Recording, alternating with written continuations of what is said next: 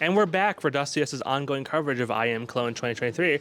I'm here with CacaNito coming off of Apeks' confident win over Big to start their tournament runoff. So I wanted to ask you first, how does it feel to win your debut with Apeks? I mean, it feels great. It was our first match right now, so it's always the first matches are hard. But we were confident in ourselves. We just stick to our plan, and it felt great. So you have an unlikely North American connection as you were a stand-in for ATK for some time. I wanted to sort of hear it from your own perspective. For one, what was it like playing with the guys on ATK for Pro League?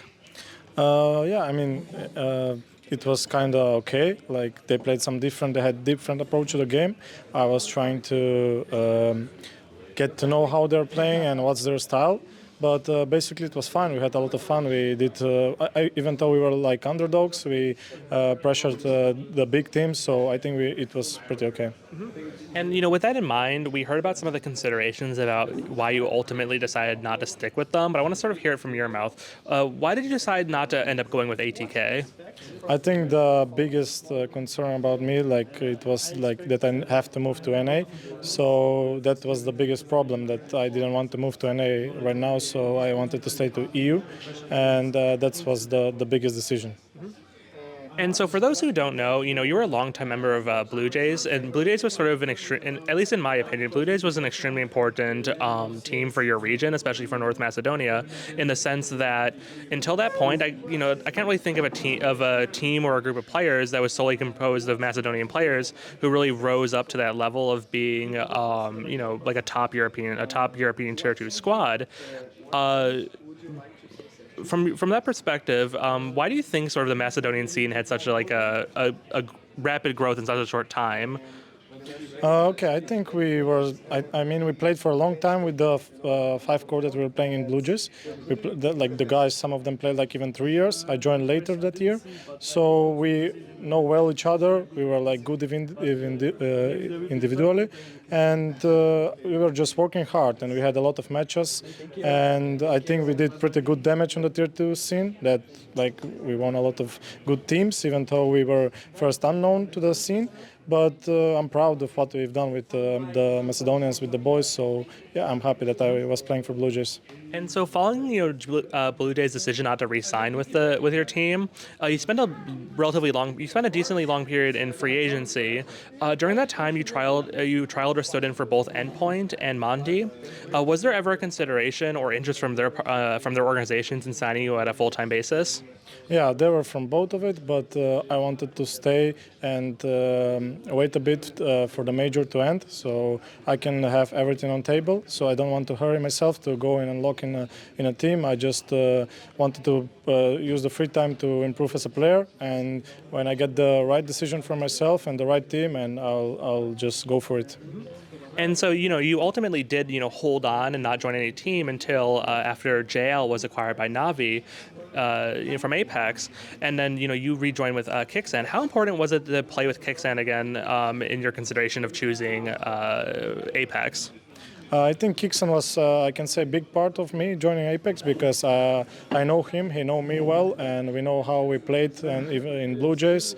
And I think he did a good part of me joining Apeks, and I was feeling like comfortable. And it's good that I'm reuniting with him again after some time. Mm-hmm. One other thing I found interesting sort of in your trajectory as a pro player was before you joined Blue Jays, there's a lot of discussion now about sort of the rising role of Saudi Arabia and the Middle East region in esports. But before that, you played with Falcons and Al Nassr. How did that come about where you ended up joining these Middle Eastern sort of money teams? I was just playing FPL back then, and there were some players from the Middle East that were playing FPL. So they kind of invited me, and they were interested in me to take me to play some tournaments there, and that's how it went. It was just they were interested in me, so that's how I went to play for Falcons. Did that ultimately end up being a valuable experience for you, or what was your main takeaway from sort of playing in such a unique region? Of course, it's a good experience. Everything is good experience, and it was a different type of CS and different approach as well. So I'm just happy that I played there, and everything is like you get experience from everything, you can improve from everything. So I'm happy that I was there. Joining onto Apeks, a big change from your previous teams is the fact that you have names like Kubin, Stiko, Nock. These players who have been at the very top level of the pro scene and aren't journeymen journeymen or players looking to find their way.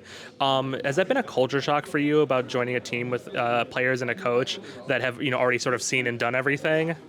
I mean, it's good to know, like, it's different culture for sure, and I'm here to learn. I want to improve myself, so I know that they are very experienced players, and I'm kind of a young gun here, maybe not that much experience, but I'm here to work hard. We're discussing each other how to approach the game, see my style, see their style, and fit us together. And so when we look at Apeks as a team as a whole, they come into the Paris Major and they make a very deep run. But I think the prevailing narrative from a lot of pundits is that Apeks did well because other teams did poorly or other teams were weak because of not the franchise system not having to play very tough opponents. So how important is it for Apeks as a team to sort of maintain that momentum from the Paris Major and prove that they kind of can compete at Tier 1 moving forward? I mean, Apeks did such a good run in the major. I don't think that they were a bad team. They were kind of underdogs, and they used it for their confidence to not fear the other teams. And I think they did well. They are such a good players, all of them. So yeah, I don't think they are like. I can say we are still maybe underdogs right now because of the changers or something like that.